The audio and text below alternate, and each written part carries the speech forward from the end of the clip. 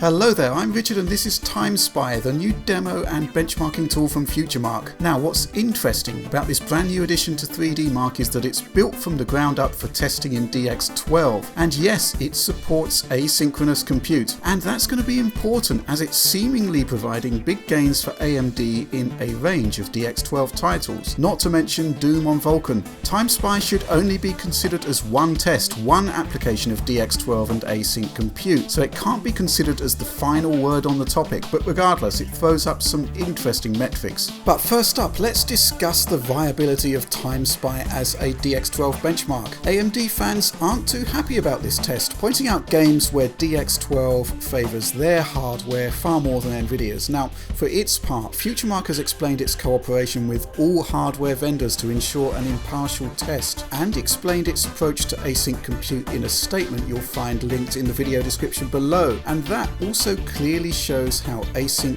works on Pascal Nvidia hardware. But let's return to the benchmark. I think the thing to bear in mind is that many games simply favour one hardware architecture over another, and there's a strong chance that DX12 with its low-level access will see that amplified. TimeSpy is an attempt to produce code that doesn't favour one architecture, and Futuremark confirms that Intel, AMD and Nvidia were all involved in its development. Okay, so let's return to the benchmark by taking a look at performance. First of all, using the new GTX 1060 from Nvidia.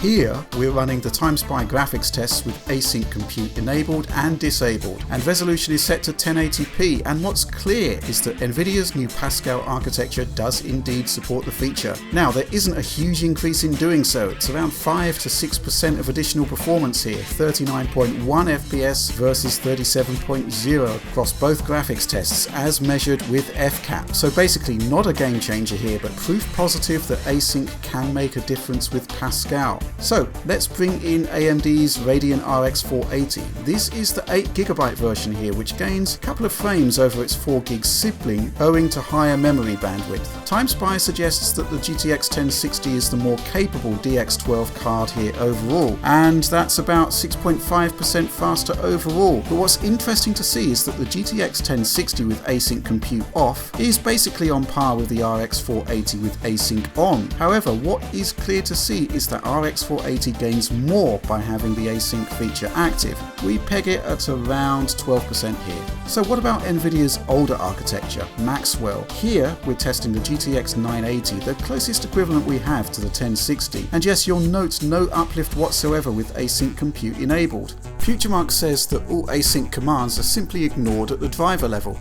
TimeSpy also features a CPU score too. We're using the same Core i7 6700K overclocked to 4.6 GHz here, and you'll note a short-lived Nvidia advantage, but as the scene complexity increases, scores level out, and all three GPUs tested hand in the same result overall. And that's important because while async compute has dominated the limelight with DX12, the API's principal advantage is the huge increase in CPU efficiency. Okay, so we'll round off with a look at the final scores overall. Yes, these are the 3DMark reported tallies, but do remember that this is a custom 1080p run. Typically, TimeSpy wants you to run at 1440p, which is not a great fit for the class of hardware tested here.